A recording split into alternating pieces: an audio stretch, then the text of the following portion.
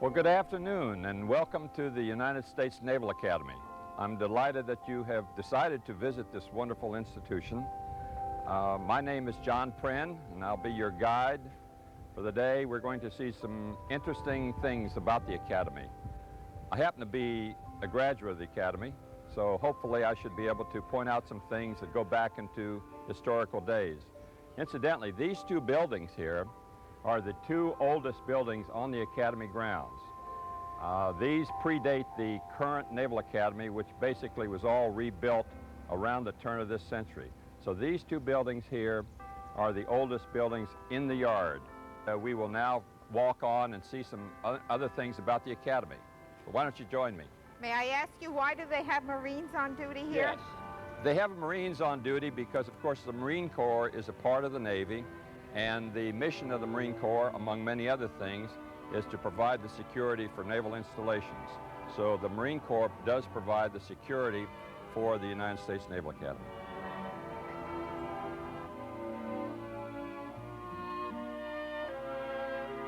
Why don't we sit down here for a bit, and I'd like to tell you a little bit about the Academy.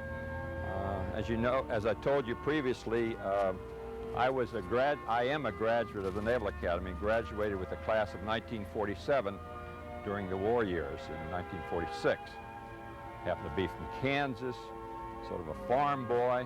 I never got east of Missouri until I came to the Naval Academy as a midshipman in 1943.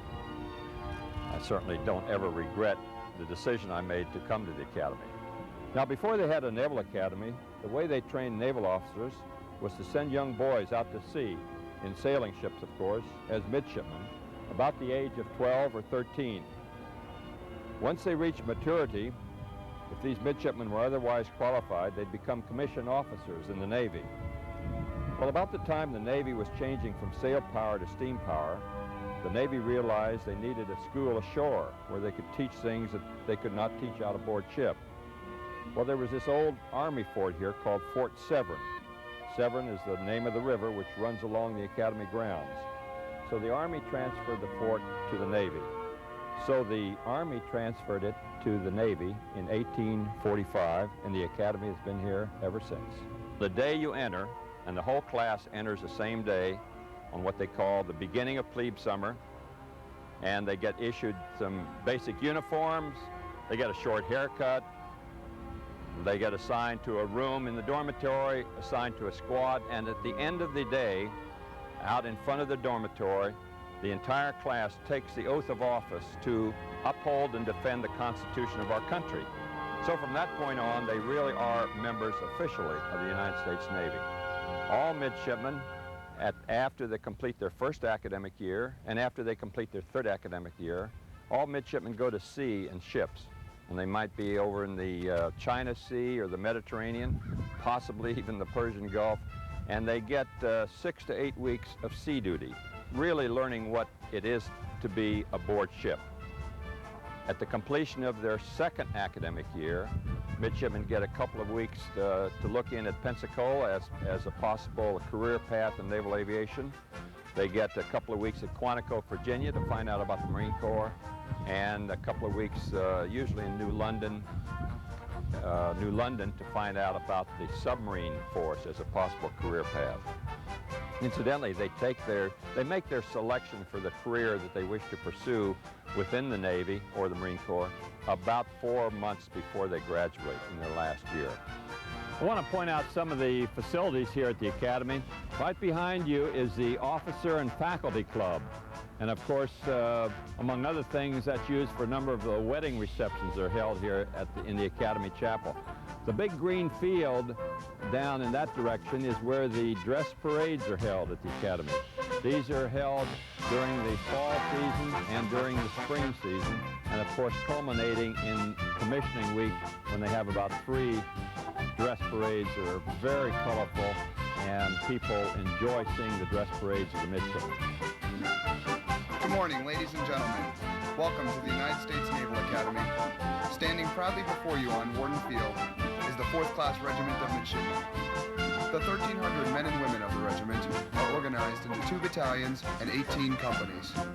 Each company is designated by a navy blue and gold guide-on flag. These midshipmen represent every state in the Union and all the varied backgrounds of American life. This parade field is rich in history and tradition.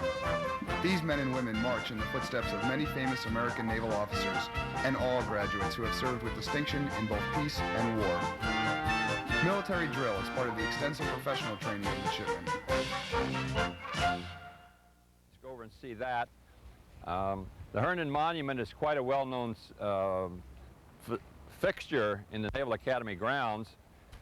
There's a very colorful ceremony surrounding this monument each year, and it occurs during commissioning week. The ceremony revolves around the plebe class. Now, the plebes here are what you would consider as freshmen in a college.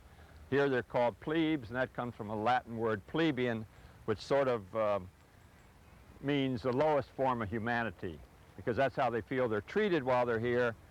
It's a lot of discipline. Plebe year is tough.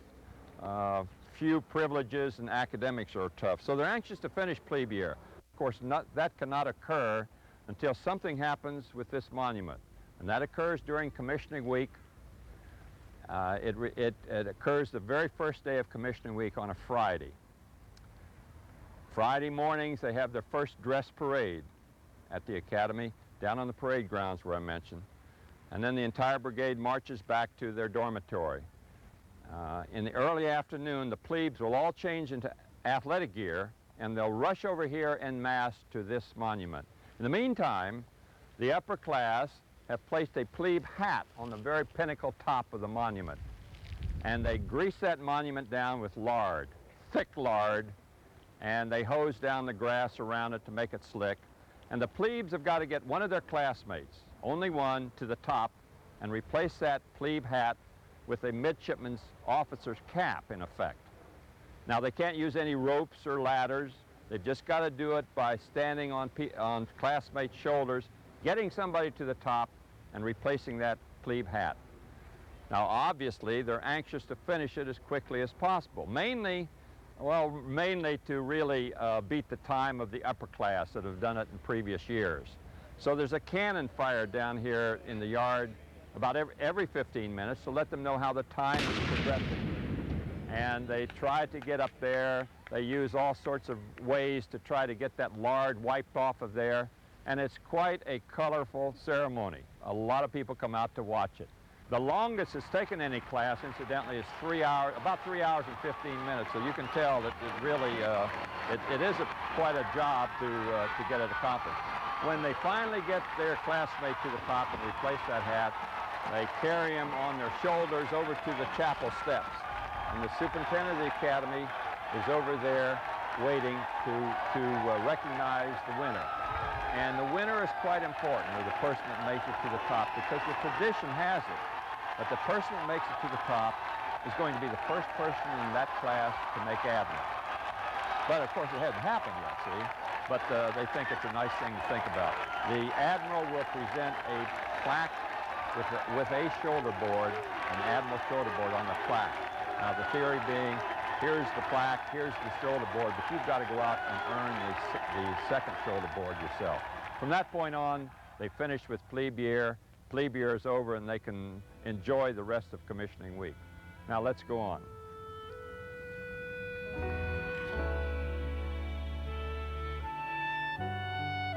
Well, we are now approaching the chapel of the Naval Academy, which is called the Cathedral of the Navy. And this is where midshipmen have worshiped through the years. The chapel was built at 2 different points of time. The section under the dome, as we go in, we'll see, was built between 1904 and 1906. And then they added this section on the nave about 50 years ago, in the late 1930s. You said they all have to stay single. Do they ever have weddings here? Oh, that's a good question. Yes, they do have weddings. In fact, they have a number of weddings.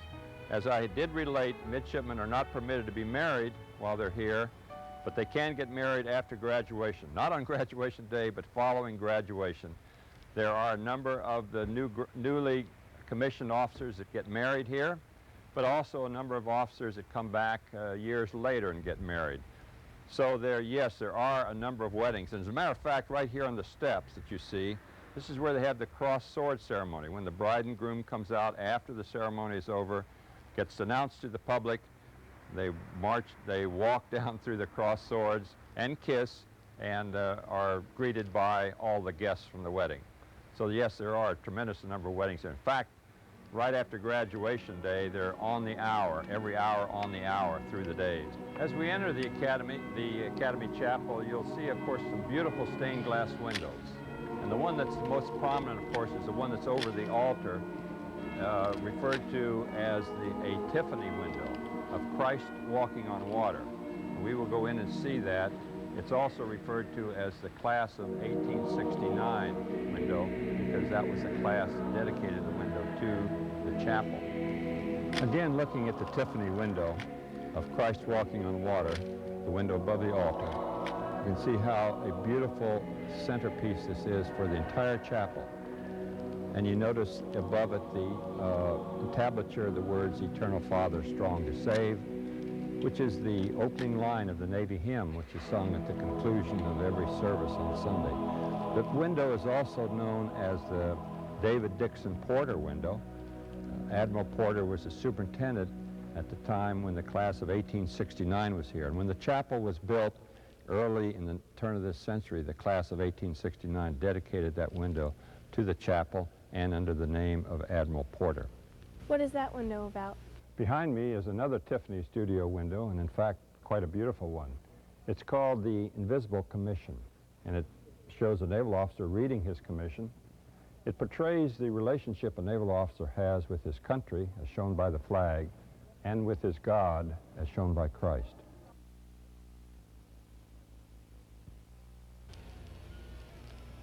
Let's go over and look at the Farragut window, which is also of considerable interest to people.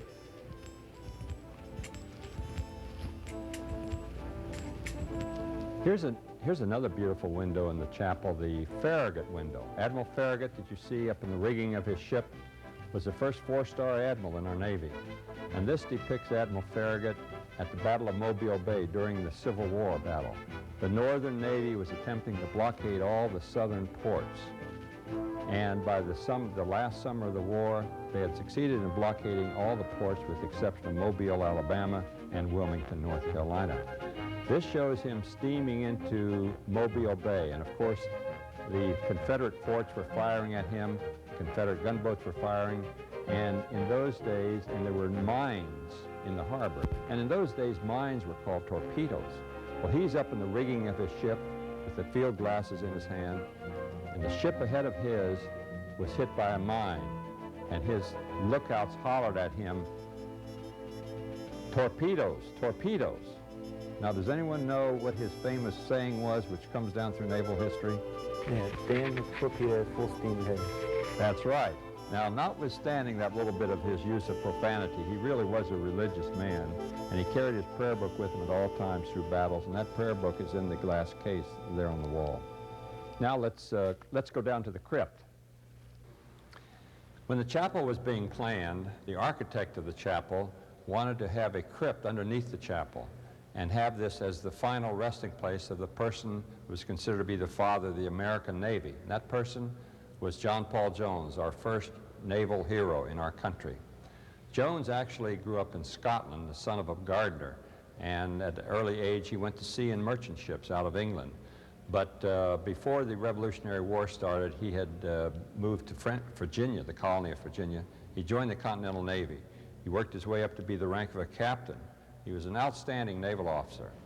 And at one time, he was sent by the Continental Congress to Paris to buy a ship for our Navy. He bought this old ship, named it the Bonhomme Richard, and in a very daring raid with the ships under his command, he went out off the British coast and challenged the British fleet. Became engaged in his ship with the British flagship, the Serapis. And his ship, of course, being older, less maneuverable, less guns on it, was catching on fire and looked like it was going to sink. And the British captain hollers over to him, "Do you strike your colors, sir?" And his famous saying, which comes down through naval history, was, "I have not yet begun to fight." Well, Jones actually, even though his ship did sink, he had captured the British ship and got it back to France. Became a hero in our country as well as in the country of France. After the war, we didn't have a Navy for a while. He returned to Paris, and he died there in 1792 at the age of 45. So he was lost to the American people for over 100 years. When they decided to try to get his body, his remains, they put our ambassador to France in charge of the search, and they finally located this old graveyard buried underneath a commercial buildings. And they dug it up, they opened his coffin, and they found that at his death he had been preserved in alcohol, so his body was still intact. The crypt, of course, is of marble from the French Pyrenees Mountains. You see seaweed depicted at the top and sea dolphins along the base, as well as the names of the ships that Jones commanded during the Revolutionary War in the circular area on the flooring. Now we'll go around and see some other features in the crypt.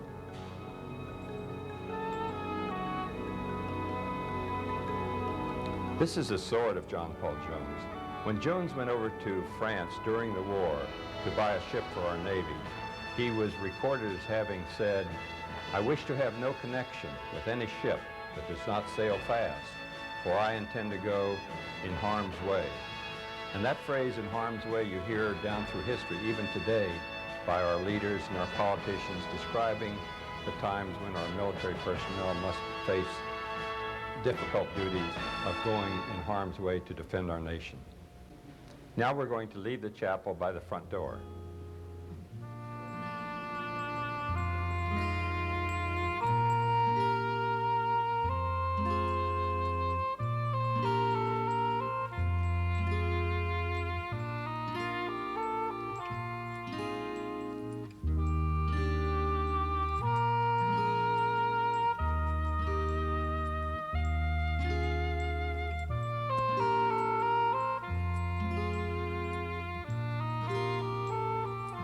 Now we're approaching Tecumseh.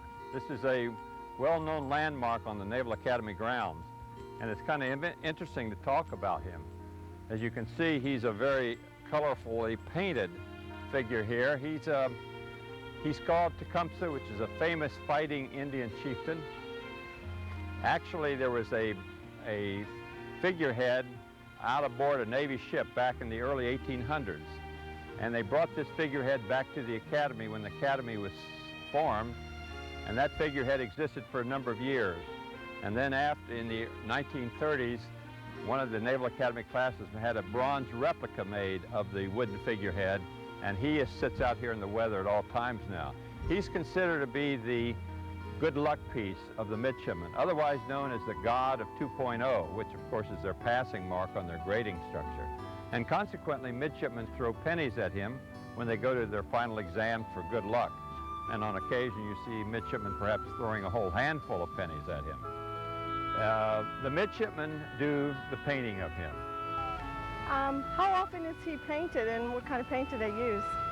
Well, he's painted on a number of occasions now. For every home football game, he's painted. For Parents' Weekend, for commissioning week such as this. Years ago, when I was a midshipman, he was painted only one time, and of course that was for the annual Army-Navy football game. What paints does they use? It's watercolor paints. Therefore, the midshipmen do the painting, and the public works maintenance people remove the paint, and it's fairly easy that way. And this is Tecumseh Court, where the midshipmen meet for their noon meal formation. It's a site that a lot of tourists like to see in warm weather. The midshipmen form out here in a basic formation before they go into their noon meal. The drum and bugle corps plays, usually anchors away and Marine Corps hymn, and then the midshipmen march on to their noon meal.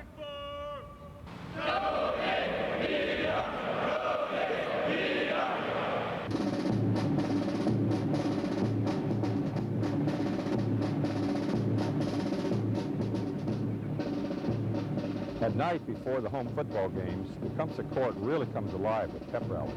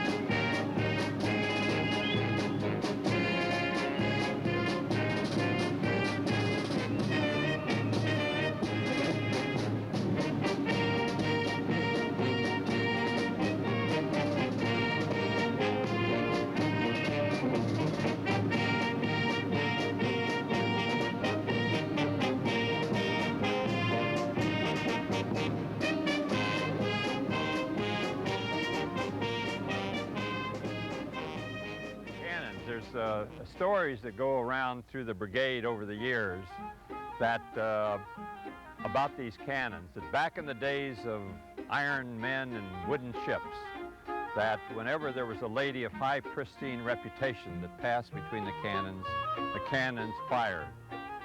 And some years ago, some very clever midshipmen decided that they would place some powder in those cannons, and during one noon meal formation, all of a sudden, the cannons went off and exploded. And that caused, as you can well imagine, quite an uproar through the brigade. I'm just telling you that story as I have heard it. Now we're approaching Bancroft Hall. Now this is the dormitory where all the midshipmen live. And they live here right up to the day of graduation. Nobody gets to live out in town. All 4,500 midshipmen live here, the women as well as the men. Bancroft Hall was named after George Bancroft, who was the Secretary of the Navy at the time the Naval Academy was founded in 1845. As you look around Bancroft Hall, of course, you can see that everything looks symmetrical, as if it was built at one time. But actually, it was built at 4 different points of time. As we go into the rotunda area, this was the original Bancroft Hall with these wings. Then they added, in World War I buildup, they added 2 wings on this side. In the World War II buildup, they added these 2 wings. And then in the late 1950s, they added 2 more wings on the far side. But it still looks like it was built all at the same time. Where did you live when you were a midshipman? I had a nice room. I lived in the 4th deck, the 4th window over. I can still see it from here, looking in this way, and it brings back a lot of memories to see where I lived plebe year. Of course, we would move around every year, but that was my room plebe year. Now, as you approach Bancroft Hall, we're coming into the rotunda area. And this is a center focal point for the Brigade of Midshipmen. And of course, incidentally, there's no academic spaces in this building. This is just their dormitory, plus their facilities that they need to support them. Midshipmen referred to Bancroft Hall as Mother B because it's like a mother at their home where everything is taken care of for them.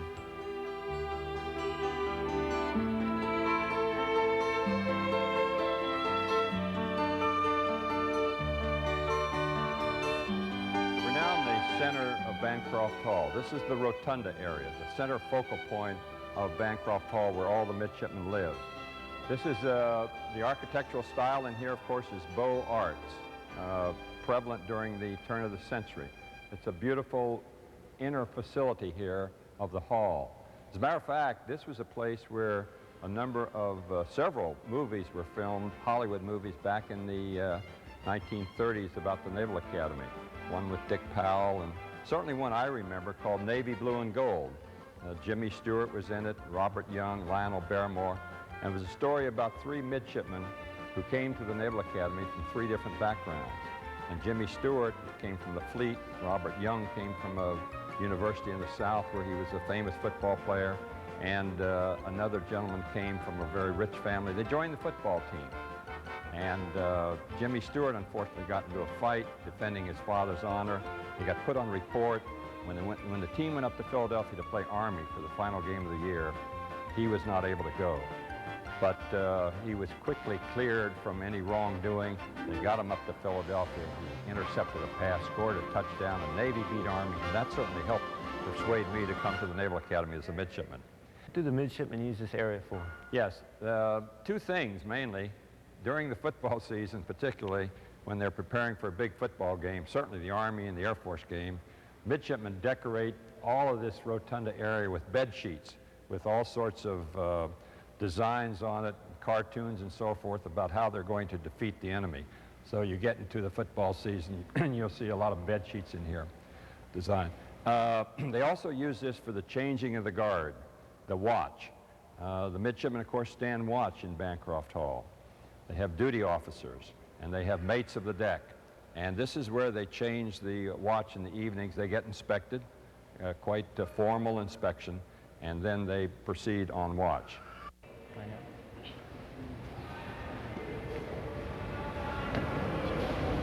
Hey, Mr. Pryor.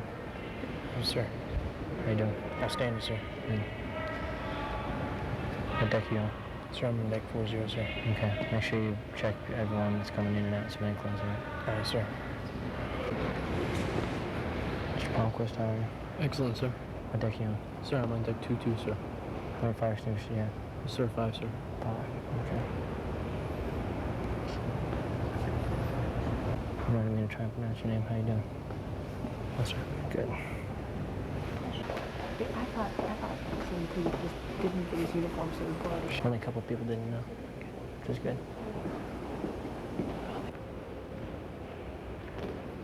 Officers, post. March. Watch squad, right or left, face. March. Midshipman. And down in this section, you'll see the main office of Bancroft Hall. Now, let's go up to Memorial Hall. I want to show you this particular beautiful hall up above.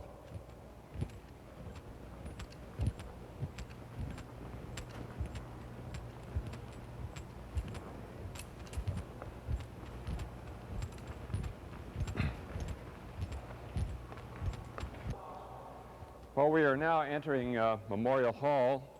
Of course, this is a hall in memory of famous Naval and Marine Corps heroes. And so around here you will see portraits of naval officers, busts of famous naval officers, battle flags, of course, murals of famous naval battles up there. Why don't we have a seat here for a minute? As you can see, the room is set up right now for a special award ceremony that's going to be held this evening in Memorial Hall. What is the significance of the Don't Give Up the Ship flag?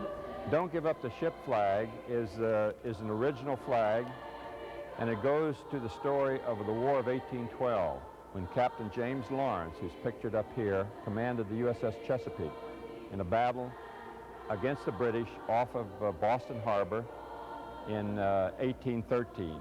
And he was against the ship, the HMS Shannon. He was mortally wounded in the battle, and as he was being removed from the ship, he admonished his sailors, pointing back at the ship, to don't give up the ship. Now that so impressed his close friend, Captain Oliver Hazard Perry, who's pictured here, that when Perry met the British in the Battle of Lake Erie about a year later, Perry had this flag made to fly over his flagship to encourage his sailors to remember the famous words of Captain James Lawrence. The flag actually has been here at the Naval Academy ever since the Academy was founded. Another thing of interest, of course, are the names in that area there underneath the flag. And as shown by that plaque there, the large plaque, these are the names of all the Naval Academy graduates that have given their life in the various wars that our country has been engaged in. I mentioned earlier that small functions and ceremonies are held here. But also this is where midshipmen learn their techniques of ballroom dancing. And in addition, during commissioning week, the Women's Glee Club performs a beautiful recital here.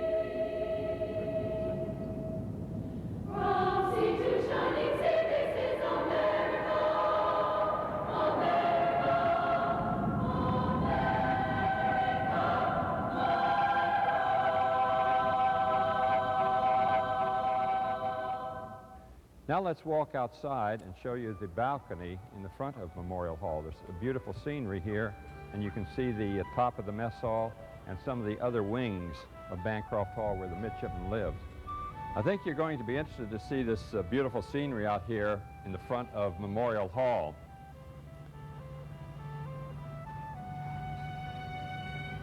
As you note out here, you see all the sailboats. This is Chesapeake Bay, of course. And on the opposite side of Chesapeake Bay, it's actually very dim in the land there, is the eastern shore of Maryland. But you see all the wonderful sailboats out here. It's certainly easy to understand why Annapolis is called the sailing center of America. All these buildings that we see around us, is this all part of Bancroft Hall? Yes, as a matter of fact, we've got 4 wings back here. These 2 wings closest to us on each side, the 5th and the 6th wing, were the very first additions built onto Bancroft Hall after the initial Bancroft Hall was built. These wings were added at the buildup of World War I. The 2 far wings, the 7th and 8th wings, were the very last additions on Bancroft Hall, added right about the late 1950s or early 1960s. So these are 4 of the 8 wings that you see here at Bancroft Hall. Now let's go back inside. We're going to the midshipman's sample room, but I want to show you one more plaque in Memorial Hall before we get there. This is the plaque, of course, of the Medal of Honor winners that are alumni of the Naval Academy. This is the highest military award given by our country. I'm very proud of the fact that 2 of the names on here are classmates of mine, Tommy Hudner, who won the award in Korea, and Jim Stockdale, who was a very famous prisoner of war during the Vietnam crisis. Now let's go on to the sample room.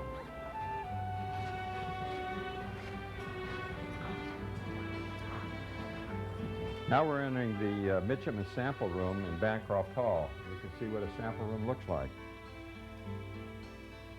As you can see, this is a, let's come on in, it's fine. This is a 2-person sample room. Most of the rooms are 2 midshipmen in a room, but there are still some rooms that have 3 and 4 to a room. Here is the lockers, of course. Of course, it wouldn't have the glass door on this just to show us as visitors and guests what a locker looks like. Lockers are supposed to look neat like this. However, the textbooks would not be in the lockers. This is just to show us what type of textbooks are used. Textbooks normally would be around the desk, of course, on the shelving. Each room does have a wash basin and a shower in it. The central toilet facilities are down the passageway. Are the rooms always this neat, or how often are they inspected? Well, the rooms are supposed to be this neat, of course, and certainly they are inspected from time to time, particularly during plebe year, and particularly in plebe year during plebe summer. Midshipmen get a lot of inspections because they've got to learn right off the bat how to keep their room neat and squared away. Now, let's go on out this way. These are scenes from Commissioning Week, photographs of Commissioning Week. You see, of course, the famous Herndon Monument climb by the plebes, the superintendent giving a diploma to one of the graduates at the stadium, Color Girl Parade, scenes again from the Herndon Monument, jumping the graduates right before they graduate, jumping into the water after their final parade. The ring dance, in which midshipmen receive their ring at the conclusion of their 3rd year at the academy. And they dip their ring in the binnacle there, which contains waters from the 7 seas of the globe. And then underneath the replica of their class ring, they usually kiss and then put their ring on. They can wear the ring the rest of their life. And of course, this photo shows the graduates tossing their caps in the air at the stadium on graduation day. Do they get their caps back? Well, they don't get their caps back because, of course, the cap is a throwaway cap. It's a used midshipman cap. It's not really worth much anymore. So it's a throwaway cap. It's a very good souvenir item. And as a matter of fact, an interesting story revolves around that concerning Roger Staubach. He was a class of 65 at the Naval Academy. And most of you know that he was a very famous football player, Heisman Trophy winner. And so everybody knew who Roger Staubach was. Well, midshipmen always keep their names in their caps.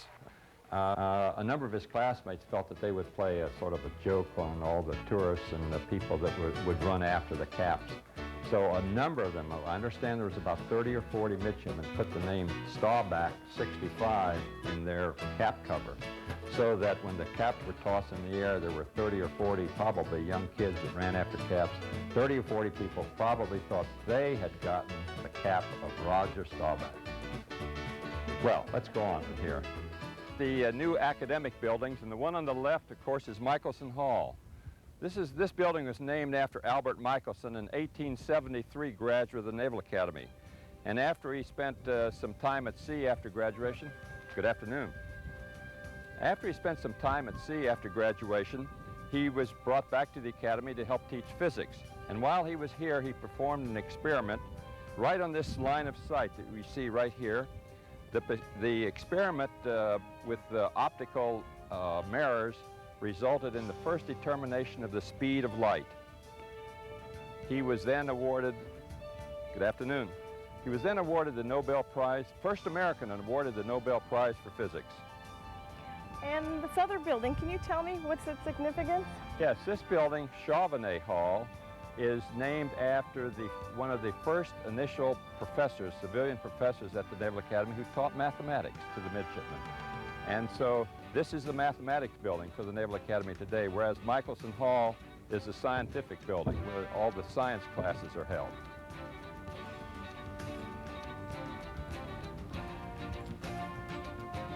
We're now in the lobby of the newest building on the Naval Academy grounds. This is the Brigade Activity Center, otherwise known as the BAC to the midshipmen. This is a facility newly dedicated, and it serves a purpose that the Academy has looked forward to for a long time, mainly as a place where the entire brigade can be centered in an auditorium-like atmosphere. There's a beautiful auditorium here, but of course it's going to be used for many purposes. It's really multi-purposed. They will have glee club performances here, dramatic club performances, and they can also use it for some sporting events, perhaps like gymnastics and perhaps volleyball, basketball. This is another uniqueness about this facility is the funding for it. This building has been jointly funded by the government and by private donations. Donations from parents of midshipmen, from alumni, and from private funds, friends of the Naval Academy. I want to particularly point out these murals because these murals were just recently dedicated. These murals were presented to the Academy and the Brigade Activity Center by the class of 1961. These are being presented because we are working, the Alumni Association is building the rest of the building that the meager $13 million that the Congress came up with was hardly half the cost.